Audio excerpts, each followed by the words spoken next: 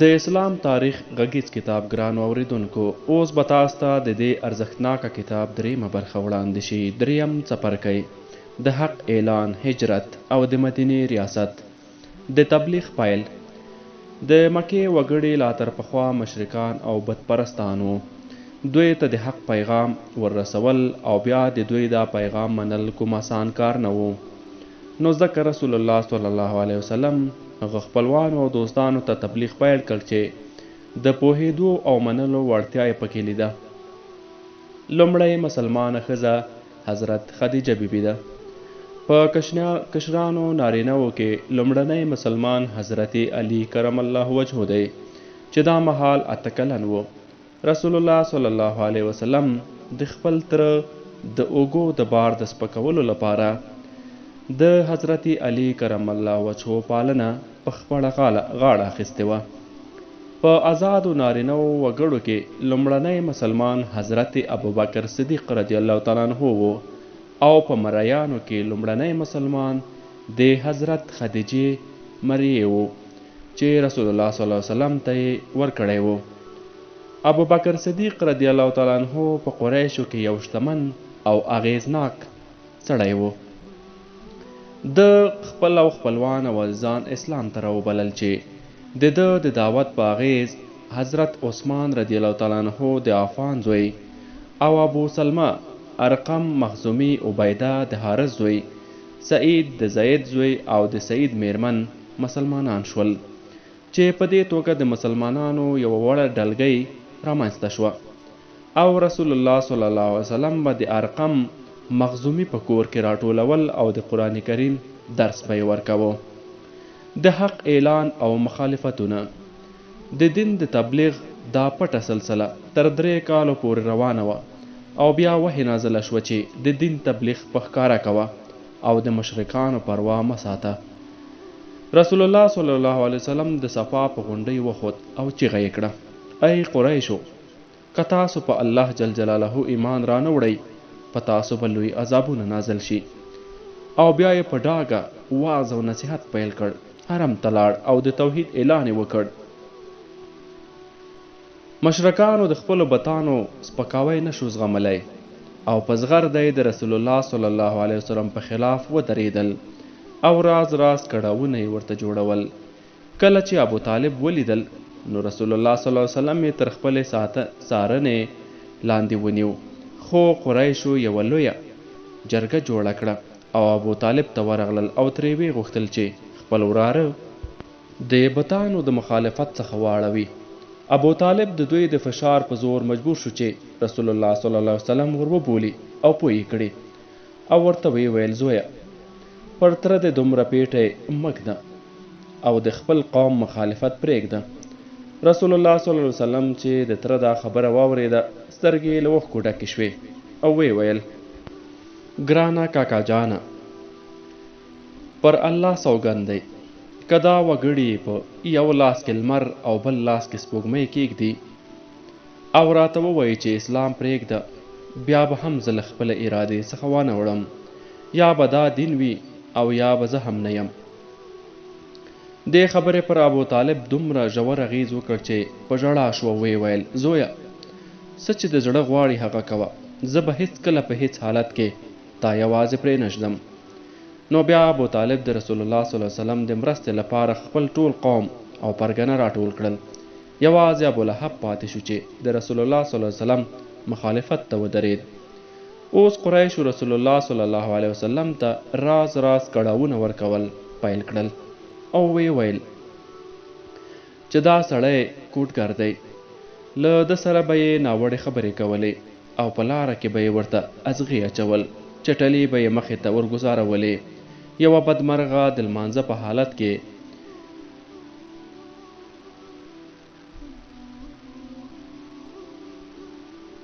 په غاړه کې خاورې ور واچولې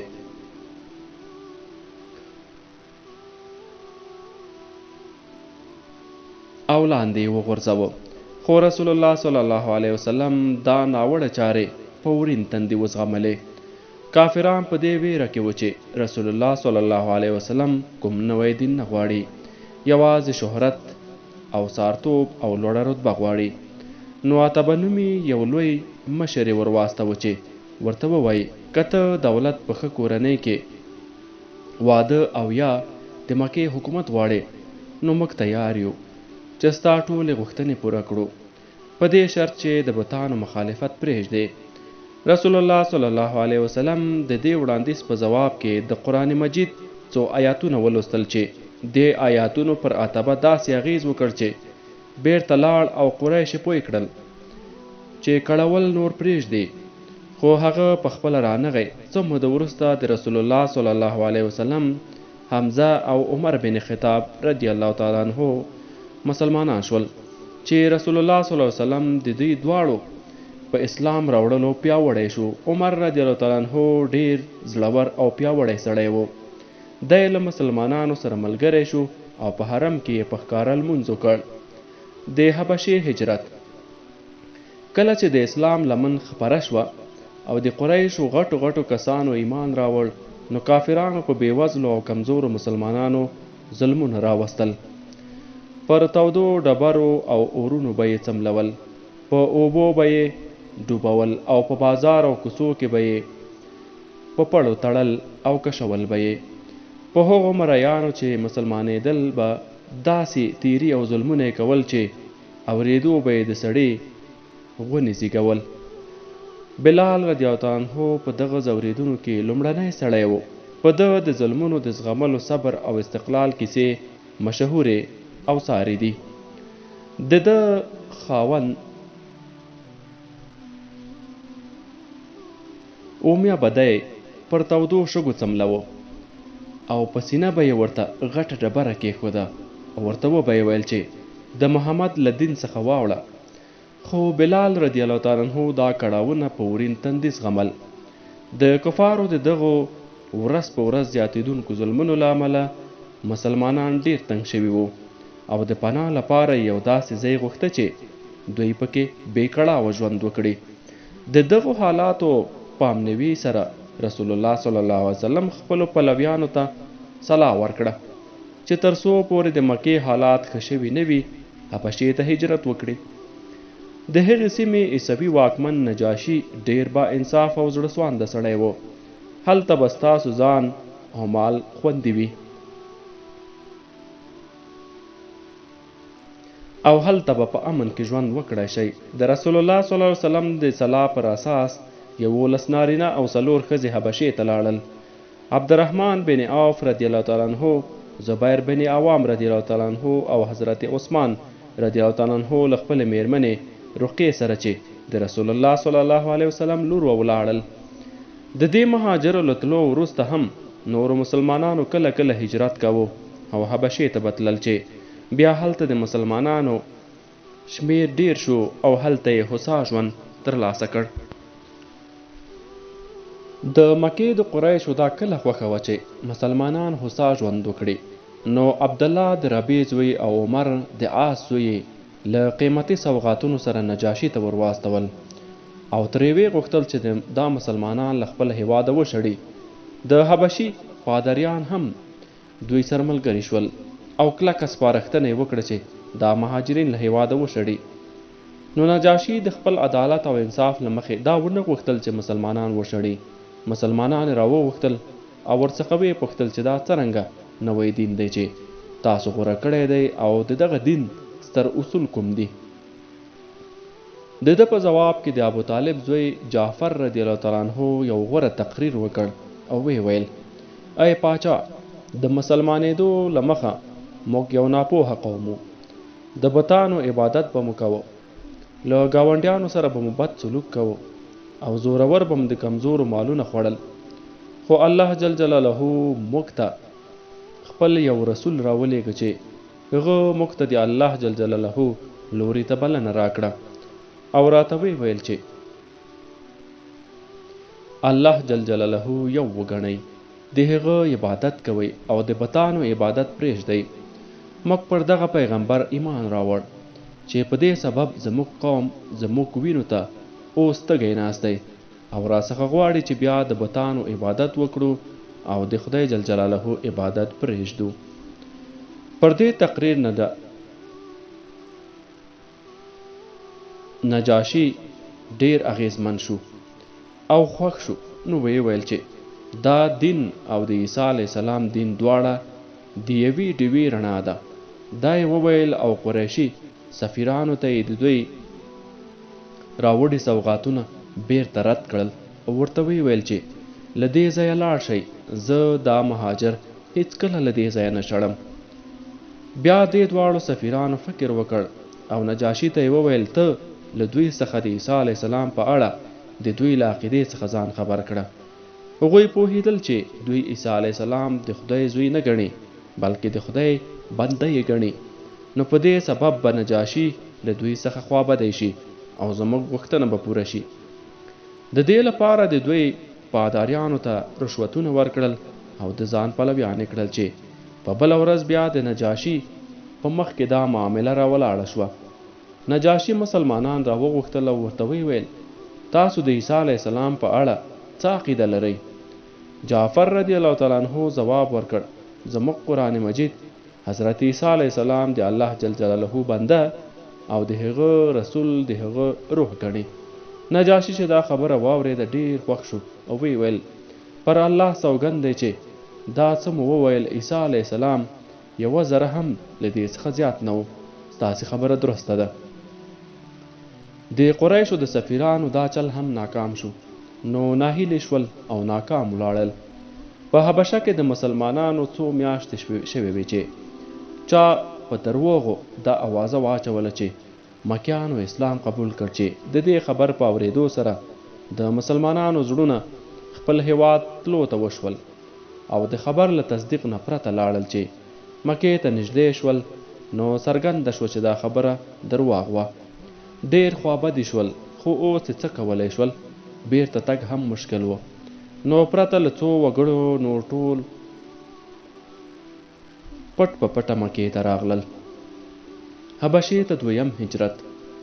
د مکې قریش خو لا پخوا دغو مهاجرینو سره مخالف و، ځکه د دوی له کبله د نجاشي په دربار کې د دوی سفیران بې عزته او خوابدي کړی شو.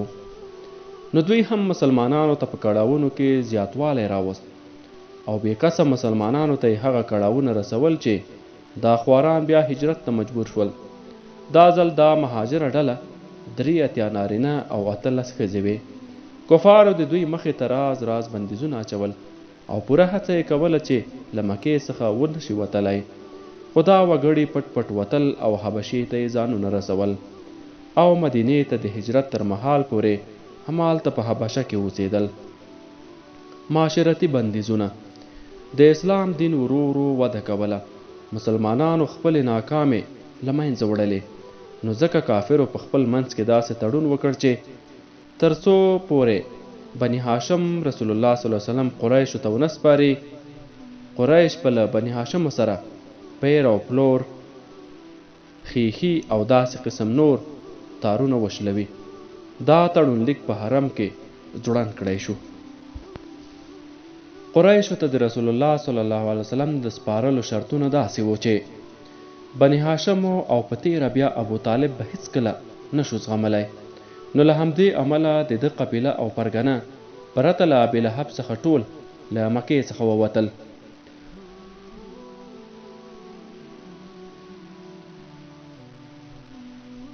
او د شعیب ابي طالب نومي درې ته لاړل او 3 کاله یې هلته تیر کړل چې په دې موده کې پرې ډیر کړاوونه تیر شول. ډیر ځله به یې له لوږې په دغه دره کې د ونو د پاڼو په خوړلو او خپل ژوند تیروه. په پای کې د قریشو څو مشران په حرم کې هغه زړولی تړونلیک وشلوه او بني هاشم بیرته مکې ته راستانه شول. دا د نبوت د 10 کال پیښه وه. د طائف سفر. له شعیب ابي طالب څخه تر بیرته راتللو وروسته رسول الله صلی الله علیه وسلم ته 2 مصیبتونه پیښ شول چې یوې تر ابو طالب ومړ او بیا یې میرمن خدیجه الکبرا وفات شوه. رسول الله صلی الله علیه وسلم له مکیانو څخه خوابدی او مایوسی شو، نو د تبلیغ لپاره طائف ته لاړ او طائف له مکې څخه 80 میله لرې په ختیځ کې پروت دی چې د ښو باغونو او سمسورتیا له کبله ډیر مشهور ځای دی. د دې سیمې وګړي مخور وګړي وو رسول الله صلی الله علیه وسلم د دې لپاره طایف ته لاړ چې کیدای شي دا وګړي اسلام ومني چې له همدې امله یې د یوې قبیلې 3 ورونو ته د اسلام بلنه ورکړه، خو هغوی ورپورې ملنډې ووهلې او پر دې کار لا هم بسیان شول، بلکې د طایف بدسري بدماشان یې ولمسول او پر رسول الله صلی الله علیه وسلم یې کاڼي وورول او په سرو وینو یې لت پت کړ او د انګورو په یوه باغ کې ترې په څنګ کې پټ شول. د عقبې بیعت. کله چې د مکیانو او طایفیانو زور ظلم زیات شو نو الله تعالی جل جلاله د اسلام د خپراوي بله لار پیدا کړه. د یثرب یعنې مدینې وګړي به هر کال حج ته راتلل. رسول الله صلی الله علیه وسلم دغه وګړو ته د اسلام وړاندیز وکړ. دوی 2 قبیلې اوس او خزرج وو چې د مکیانو غوندې دوی هم د بتانو لمانځنه کوله او چې هره خبره به یې واورېده نو د ده په اړه د مدینې د یهودو وړاندوینه وریاده شوې وه او د خزرج قبیلې 6 کسان مسلمانان شول او چې مدینې ته لاړل هلته یې د اسلام تبلیغ پیل کړ. بل کال ته چې د مدینې خلک حج ته راغلل نو 12 کسانو ایمان راوړ او د عقبې پر غره یې له رسول الله صلی الله علیه وسلم سره بیعت وکړ چې دې بیعت ته د عقبې لومړی بیعت وای. د دې وګړو په مسلمانېدو په مدینه کې اسلام نور هم پیاوړی شو. رسول الله صلی الله علیه وسلم د مدینې له خلکو سره مصعب بن امیر رضی الله تعالی عنه واستوه چې هلته قرآني احکام خپاره کړي. نتیجه داسې شوه چې د اوس قبیلې مشرانو هم اسلام ومنه او په هر کور کې د اسلام یادونې کېدلې. بیا له مدینې څخه د حج لپاره ډیر وګړي مکې ته راغلل او د مدینې 15 اوسیدونکي په عقبه غره کې له رسول الله صلی الله علیه وسلم سره یو ځای شول او بیعت یې وکړ چې دې ته د عقبې 2م تړون وایي. په دې مهال عباس رضی الله تعالی عنه مدینه والو ته وویل ای خزرجیانو، محمد صلی الله علیه وسلم په خپل قوم کې د عزت او امن خاوند دی او موږ یې له دښمنانو څخه ساتو، نو دی موږ پرېږدي او له تاسو سره ځي، نو که تاسو یې هلته ښه ساتنه کولی شئ نو له ځانه سره یې بوځئ او که نه هم دا اوس به یې پرېږدئ ځکه چې دی خپل قوم او ښار کې خوندي دی. د ده په ځواب کې د خزرج مشرانو بیا د ده د ساتلو سوګند یاد کړ. د مدینې هجرت. مدینې ته د رسول الله صلی الله علیه وسلم تلل او هلته یو وړ ریاست جوړول د اسلام د تاریخ یو ستر څپرکی دی. له همدې کبله د دې تاریخي هجرت واقعات او پیښې په لنډه توګه یادول کیږي. له توحید څخه د کفارو انکار او پر بدپرستۍ ټینګار. تر بعثت د مخه رسول الله صلی الله علیه وسلم په مکه کې ډیر په زړه پورې او دروند منل شوی سړی و. ټولو مکیانو د ده خویونه ستایل، خو د وحی تر نزول وروسته کله چې ده ته حکم وشو چې د دین تبلیغ نور په ښکاره کوه نو دې وګړو د ده مخالفت وکړ. ځینو مکیانو ایمان راوړ خو ډیرو انکار وکړ او پر بدپرستۍ ولاړ پاتې شول. خو پر ده د الله جل جلاله د دین خپرول و.